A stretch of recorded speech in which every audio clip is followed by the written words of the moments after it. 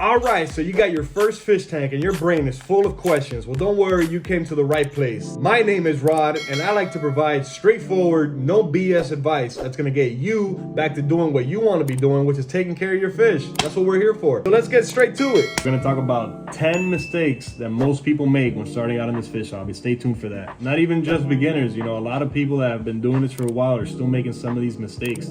So even if you're thinking about getting fish or you already got fish, you're gonna wanna watch this video all the way through, because I'm even gonna throw in an extra bonus tip at the end, okay? Starting off strong, number 10, adding fish to an uncycled tank. Man, you don't wanna do that. When you get your tank, you have to make sure that nitrogen cycle is all the way complete. If you wanna know more about the nitrogen cycle, drop a comment down.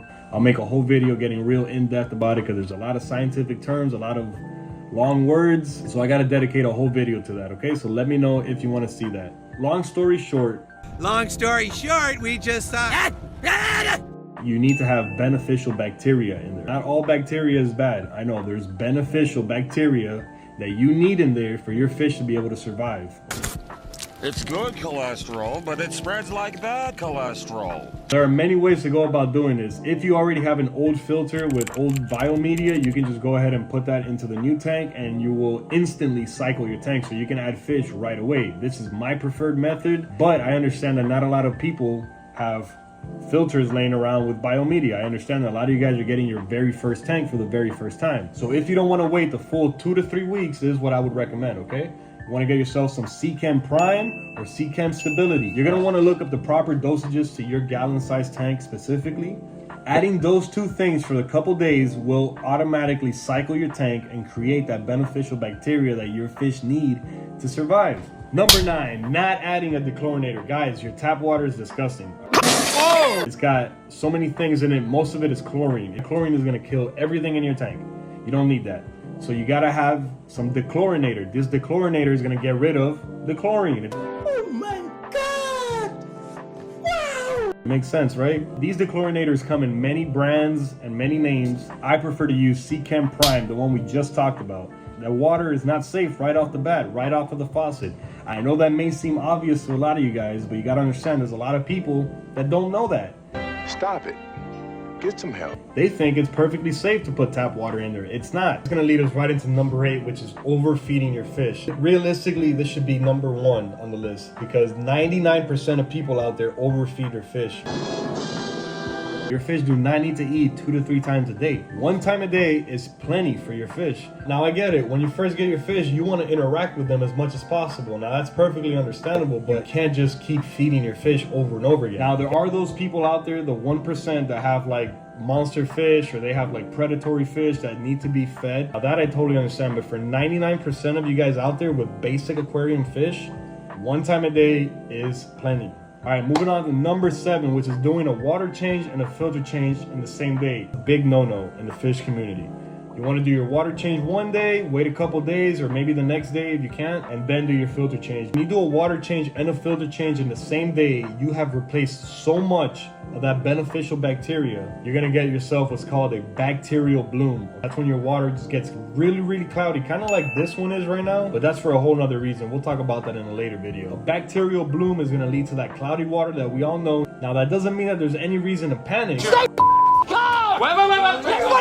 Calm down! But it's not gonna look good, and you're also gonna have to wait for that nitrogen cycle to restart. So make sure that when you're doing a water change, you wait before you go ahead and change out all your filter biomedia and clean that out. And you know what? That's a perfect segue. Number 6, cleaning your filter with tap water. Guys, we just finished talking about how disgusting that tap water is and how much chlorine it has in it.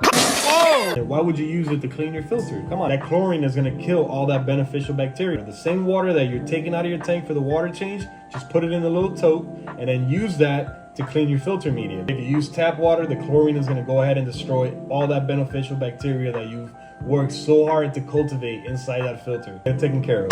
Boom. Number 5 is gonna be not having enough oxygen in your tank. Fish need oxygen to breathe underwater. As you can see, these bubbles are coming through all the rocks and making their way up.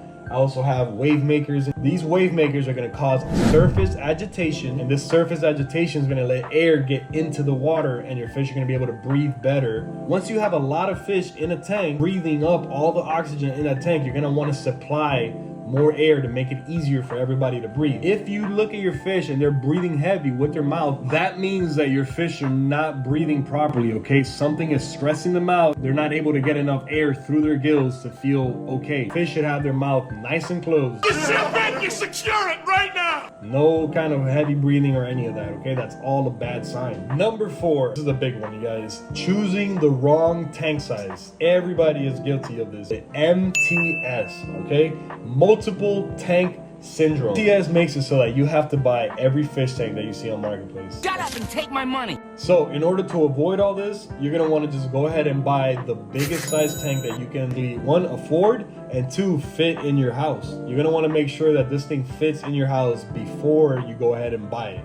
There's a story behind that, trust me. You will grow into it and learn as you go, and you won't have to keep buying more tanks. Get the biggest size tank that you can realistically afford and fit in your living arrangement. All right, number 3, not acclimating your fish.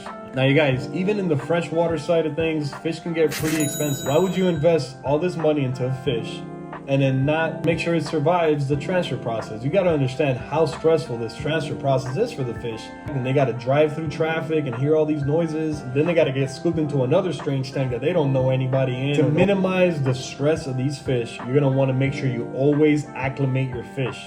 Whether that be through a drip acclimation system, letting the bag float over the tank, whatever you have to do to make sure that that process from plastic bag to your tank is as stress-free as possible, go ahead and do it, okay? Acclimation is a very important part of the fish transfer process. Number 2, man, if I haven't done this 1,000 times, spending too much money on unnecessary things. And I know how it is, you guys. You go to a pet store, you see all these name brands and all these different things that you've seen on YouTube, and you just want to buy everything. Trust me, you don't need half of that stuff. That stuff is there as an eye grab. It's there to just grab your attention and get you to spend money on things that you don't even need. It's like, you should not be spending hundreds and hundreds of dollars on equipment. Very easy to get lost in the sauce when you're at the pet store and just start buying things. I'm giving you some free game right now. Go to Facebook Marketplace, OfferUp, or any one of these third-party marketplace things. That's where you're gonna find the best deals. A lot of garbage on these websites, I get it. If you sift through all that garbage, I'm tired of this, Grandpa. That's too damn bad! you will find the little diamonds that are hiding in all that garbage. And you will find yourself saving so much money on things that you would have spent hundreds, if not thousands of dollars at a store for. Maybe someone's like moving out and they're getting rid of all their stuff. Now you get to take advantage of that situation. There's so many deals out there. There's no reason for you to go to a pet store and pay top dollar and give your money to these big corporations for no reason. Go ahead and save yourself some money. Number 2 is a big one, and I can make a whole video dedicated on this. All right, number 1, we're here at the end, you guys. Buying fish that don't get along. This is a lesson that's very hard, and sometimes it takes trial and error to learn this, especially in the cichlid world. This is a big one. You want to make sure that your fish are compatible, the species are compatible.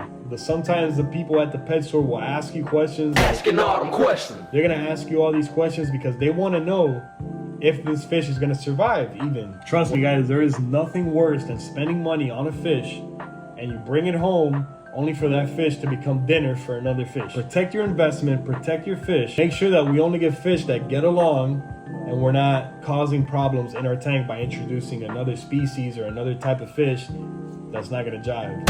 All right, guys, as promised, we got a bonus tip for you. Now, this may seem like something very simple, but I promise you, it'll be one of the most important things in your equipment list. This is something that you may even have laying around the house. You're gonna go to your nearest hardware store and pick yourself up some hose clamps. All right, this little $5 piece of equipment will save you so much time when it comes to water changes or having to do any kind of tank maintenance. Trust me, you can never have enough hose clamps. This is something I wish they would have taught me when I first started in this fish hobby. This thing will save you so much time when you're doing a water change. It's insane. All you gotta do is clamp your hose to the side of the tank and just drain it out, and you don't have to worry about your hose slipping out. That's what she said. Or causing a mess in your house. This little piece of equipment will save you so much time, I promise you. Don't say I never did nothing for you, all right? Hose clamps. If you don't know, now you know. Get yourself some hose clamps. You're gonna need them. And cut. Nice.